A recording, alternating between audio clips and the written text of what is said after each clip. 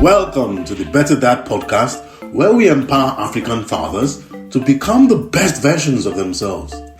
I'm your host, Jube Ojomo, and I am thrilled to be your guide on this journey. Today's topic is navigating intergenerational and intercultural differences between fathers and children. In this episode, we will explore how the intergenerational and intercultural differences can both challenge and enrich the relationships between fathers and their children. Let's get started.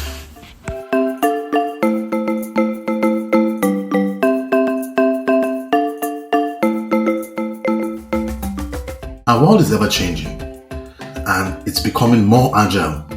With it, so are family dynamics. Parents, therefore, must become agile. If they decide to remain waterfall, and by this I mean traditional in their method of parenting, the children they raise would not fit into society. Now, each generation is a product of its own time, shaped by experiences that are both unique and universal. Our parenting style must also be a product of our own time. Our fathers and children find themselves on different sides of this generational divide with varying perspectives and varying values. Now add the mix of diverse cultural backgrounds, and what we have is a complex factors affecting the relationship which require skills to navigate. Like most fathers my age, I grew up in the 80s. At that time, the world was experiencing a technological awakening with the advent of personal computers and the birth of video games. Fathers from my era might have witnessed the digital revolution unfold, shaping our outlook on technology and its place in society. And so for kids then, playing on the streets was fun. Games and TV came as add-ons. Not every family then had a TV. So we had things to occupy our time and we were hardly bored. Life was more about face-to-face communication. The 90s were a bit different from the 80s. That was the age of the dial-up internet and the rise of globalization. Fathers from this era would hold values centered on connectivity and cultural exchange. They would appreciate the place of technology in their lives. They had the Sony Walkman, the Discman, and the Nintendo Game Boys. Now comparing these two eras, the 80s and the 90s, to the present day, it is evident that the world has absolutely transformed. Smartphones and social medias have redefined how we connect and communicate. The children raised in this age, called the digital age, are comfortable forging relationships through screens. So while we view technology as add-ons and approach technology with a sense of caution, because we value face-to-face interaction, our children view it as an integral part of their social fabric. They feel that not having a smartphone or some other device is almost a crime. Therefore, what we see is different views between fathers and their children on what sorts of relationship children should have with technology. And this can lead to misunderstandings, with fathers saying things such as, "You spend too much time on screen." And the children saying, "But that's not fair. Other kids spend more time on screen. They're just too strict."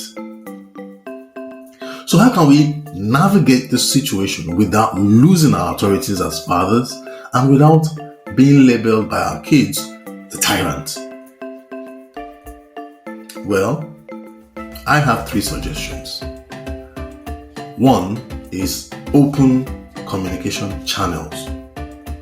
We as fathers must take the initiative to create spaces where open conversations can thrive. So first, let's look for common grounds. Remember, these common grounds are things that we can build on. So how do we go about that? We must start by recognizing our children's perspective and that those perspectives have merit. What they want is exactly what we wanted at their age, and that is to connect with our peers. It's only the means of connecting that we need to address.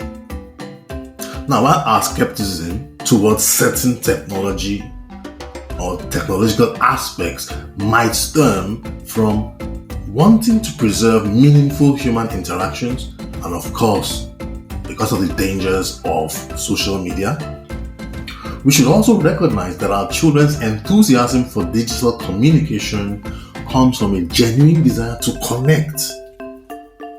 However, would our children ever come to us and initiate a discussion about the use of technology? Most likely, they wouldn't do that. And so we must initiate discussions about the impact of technology on family life, acknowledging both the positives and the negatives. One thing I've had success with is sharing my experiences growing up and how it shaped my values with my children.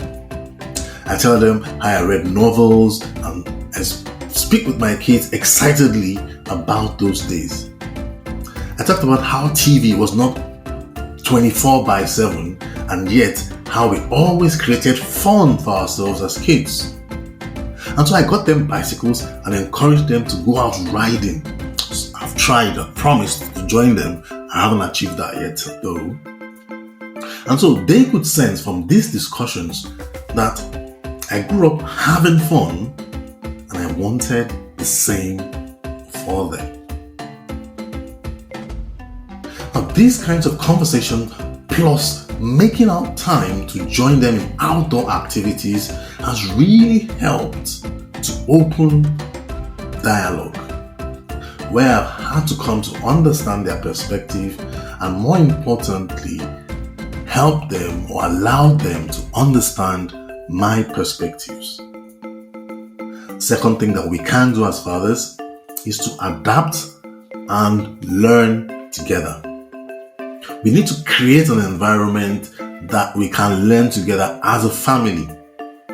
Let's make it fun for everyone. How? Well, why not start a family project? Make the children appreciate the pros and the cons without being the tyrant. A typical conversation may include things like, oh, so you want to use social media? Oh, that's great. But what is this social media thing? Could you prepare a 10-slide deck telling us as your parents what social media is and why you need to use social media? You could apply the same thing to if your kid is asking for YouTube or Roblox or whatever it is that attacks them to the screen. So this is one way that we all learn together. So now my kids know that presentations are a must. Once they want to download a game or an app, they have to defend why they want to do it. The aim of this is to make them technology smart. The research helps all of us to reason together and to recognize the dangers, and so we are quick to agree on boundaries. The third thing that I would suggest is that we want to bridge the divide. So we are supposed as fathers to embrace technology as a tool for connection. So we can explore ways that this technology, we can use it to bond with our children. We must join them in this digital age, asking them to introduce to us their favorite apps, games, or social media platforms. We must continue to provide guidance on how much time to spend online, on what to expect from friends online versus face-to-face friends. My kids know that I know how to use Snapchat and we do it together, but we know how to limit it.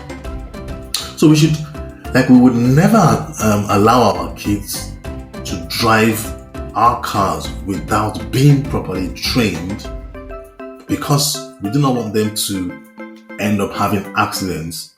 In the same way, we should not let them walk into the online world without making sure that they are trained to avoid the dangers and so to succeed in the online world.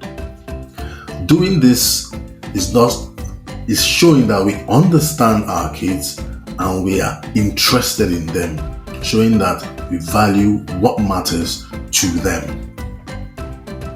So that's it, guys. Thanks for tuning in to this episode of the Better Dad podcast. Remember, the differences between fathers and children, be they generational or cultural, are invitations for growth. So be agile by opening communication channels, creating the opportunity to bridge the divide by adapting and learning together.